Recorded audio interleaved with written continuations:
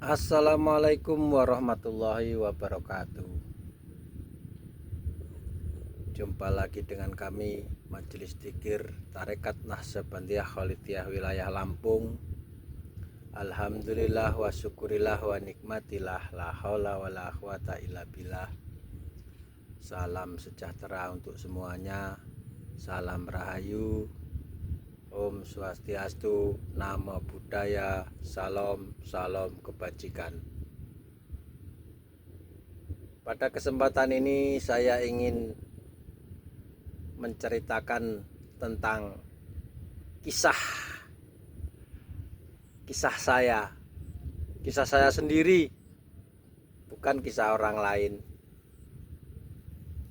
Sebelum saya memasuki tarekat ataupun ikut Majelis Dzikir Tarekat Naqsabandiyah Kholidiyah Nusantara, saya seperti orang pada umumnya. Saya ya ke masjid, saya ya ngaji, saya ya ikut pengajian, pokoknya persis seperti orang pada umumnya. Sehingganya untuk menjadi orang Islam pun saya juga bersyahadat, ya sholat, ya zakat, ya puasa. Kalau haji belum, karena kebetulan di dunia ditakdirkan menjadi orang miskin. Jadi belum diizinkan untuk seperti orang-orang naik haji ke Mekah yang biayanya mahal. Setelah masuk ke Majelis Dzikir Tarekat Naqsabandiyah Kholidiyah ini, terasa sangat berbeda sekali. Yang pada awalnya saya bersyahadat hanya mengucapkan saja, setelah masuk ternyata syahadat itu bersaksi ataupun menyaksikan Allah, menyaksikan Rasulullah. Bila kita berpikir secara nalar, secara logika, ternyata syarat rukun untuk menjadi orang Islam itu ternyata harus masuk akal, dan semua berkaitan dengan jasmani. Syahadat, sholat, zakat, semuanya. Jadi kalau yang tidak nalar itu syahadat kok bunyinya bersaksi, lantas kita cuma mengucapkan saja, kita tidak pernah menyaksikan apa-apa. Sehingga naluri saya sebagai seorang manusia ingin berbagi cerita. Mudah-mudahan dengan cerita saya ini ada yang tertarik. Jikapun tidak ada yang tertarik, yang penting saya sudah cerita sesuai dengan pengalaman, sesuai dengan apa yang saya alami. Ternyata bersaksi itu menyaksikan Allah yang wujud. Terus bersaksi kepada Rasulullah itu ya Rasulullah yang zaman ini, yang ada wujudnya. Antara manusia dan Allah itu harus satu dimensi. Kalau manusianya di dunia, Allahnya pun harus di dunia. Lain nanti kita bahas di yang selanjutnya, Allah yang ruh, yang maha ruh. Itu setelah kajian ini nanti pasti saya sampaikan kepada seluruh saudara-saudara saya yang ada di media sosial, yang ada dekat sama saya, jauh sama saya, pasti saya sampaikan. Berhubung kita masih di dunia, kita bahas Allah yang di dunia dulu. Allah yang di dunia itu pasti mempunyai sifat wujud yang bisa kita lihat, kita raba, kita dengarkan petunjuk-petunjuknya.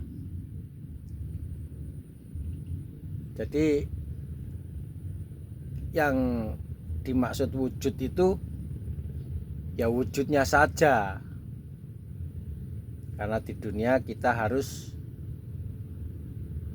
sesuai dengan undang-undang dunia. Jadi berbakti mengabdi kepada Tuhan pun kepada Tuhan yang wujud. Siapa Tuhan yang wujud itu? Tuhan yang wujud itu dari dulu kita sudah tahu.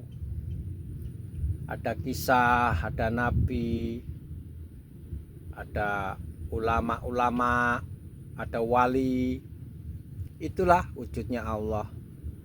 Tapi ulama yang benar, ulama yang mau menceritakan yang sesungguhnya sesuai dengan pengalamannya. Bukan ulama yang asal-asal cerita itu, bukan. Ulama yang asal-asal cerita itu saya kira itu malah menjauhkan kita kepada Tuhan. Jadi kalau kita di dunia, kita harus kenal dengan Allah yang di dunia. Yang di dunia itu semua serba terlihat, asal kita punya panca indera, punya mata, punya telinga, jadi kita bisa mendengar, punya peraba, punya perasa, punya penciuman. Jadi semua yang kita pertuhankan itu ya harus panca indera kita bisa merasakan.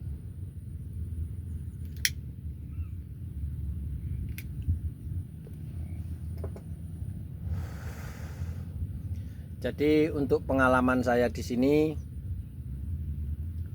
mungkin sulit diterima oleh seluruh teman-teman saya, saudara-saudara saya, karena sangat berbeda sekali pada umumnya. Duh, Tuhan kok manusia? Loh, ya kita manusia kok. Masa kita mau menuhankan selain manusia? Tapi yang manusia itu adalah wujudnya. Seperti kita ini punya jasmani, ini adalah wujudnya rohani kita. Nah, terus Tuhan yang wujud itu juga wujudnya yang maha rohani itu juga. Jadi kita kalau mau sampai kepada Allah yang maha rohani, Allah yang di Malik Yaumiddin, yang dikatakan orang-orang pada umumnya yang laisa kamitslihi syai'un, itu kita harus melalui manusia yang wujud itu. Nanti kita diajari di situ bagaimana cara bersama Tuhan yang di akhirat, bersama Allah atau bersama Tuhan yang di Malik Yaumiddin, gimana cara kita kesananya. Nanti kita akan dipraktekkan seperti yang pernah diceritakan di Isra Mi'raj, bahwa Nabi Muhammad itu begini-begini naik buraq pergi ke langit. Itu nanti akan dibahas di situ. Akan kita alami, kita merasakan. Jadi kita nanti akan dikasih buraq itu juga.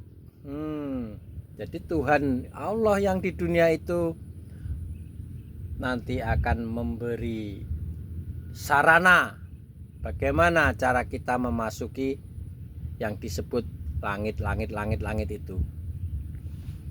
Saya sampaikan juga, mungkin saudara-saudara semua nggak ngerti. Jadi kalau mau ngerti ya harus bertarekat agar paham apa itu kendaraan Nabi yang namanya buraq untuk naik ke langit.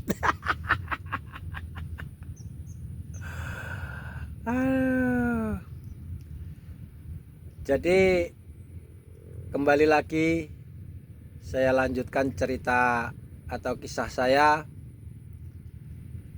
Dalam majelis dzikir Tarekat Naqsabandiyah Khalidiyah ini saya diberi pengalaman yang sangat luar biasa oleh guru saya tentunya.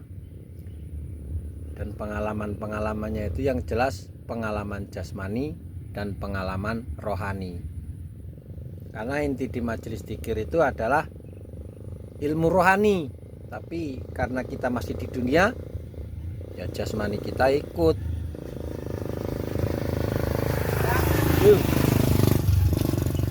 Yang maksudnya jasmani kita ikut itu begini.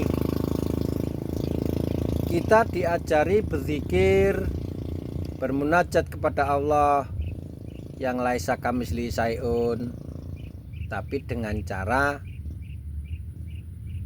menggunakan akal dan pikiran kita. Untuk mengingat Allah itu kita karena masih punya akal, ya kita harus pakai akal. Akalnya bagaimana? Akalnya ya kita harus mengingat Allah yang bisa diingat, Allah yang bisa dilihat, yaitu Allah yang wujud itu. Karena sebenarnya wujud Allah itu adalah utusannya Allah sendiri.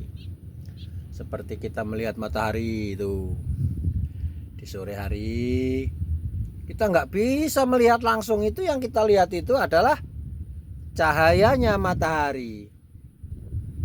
Kita tidak akan bisa langsung melihat matahari karena kita akan terbakar.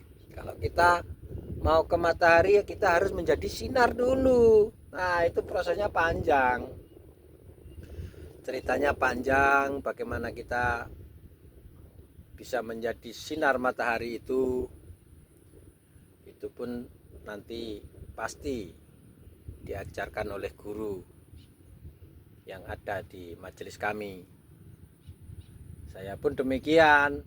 Ini lagi proses. Ya prosesnya ya biasa-biasa saja, tidak ada yang istimewa menurut saya. Saya di dunia ya namanya di dunia ya kerja. Karena saya sebagai petani ya di sawah gitu. Jadi untuk kita bersahadat itu bersaksi kepada Allah yang wujud, bersaksi kepada Rasulullah pun yang wujud.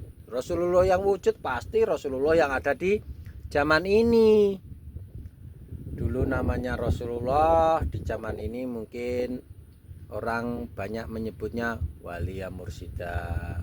Kalau di ayat-ayatnya juga Walia Mursida juga. Wa atiullaha wa atiur rasul wa ulil amri minkum.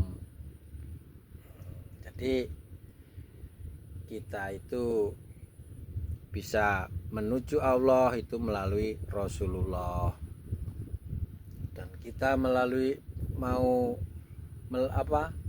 Rasulullah itu harus melalui ulil amri minkum.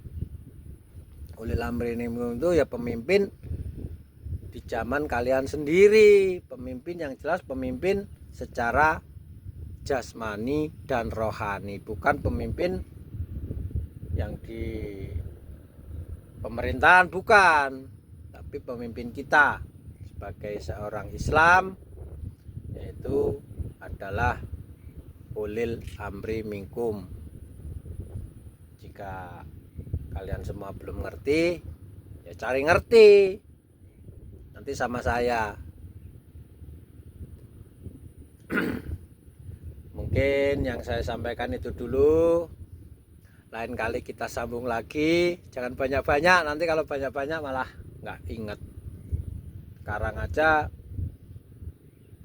kita sebagai manusia yang mempunyai akal, mempunyai pikiran, mempunyai panca indera, sangat bertolak belakang. Bersaksi nggak ada yang disaksikan, apalagi sholat. Ya, yang disaksikan aja nggak ada, gimana mau sholat? Karena sholat itu mengingat Allah. Kalau kita tidak pernah melihat ataupun tidak pernah menyaksikan atau bertemu, Ya bagaimana kita mau ingat? Itu yang bisa saya sampaikan untuk sementara. Pengalaman saya mudah-mudahan bisa bermanfaat untuk seluruh teman-teman saya, baik teman yang dekat ataupun teman yang jauh. Akhirul kalam, wabillahi taufiq wal hidayah, ilahi anta maksudi, waridhoka madlubi. Wassalamualaikum warahmatullahi wabarakatuh.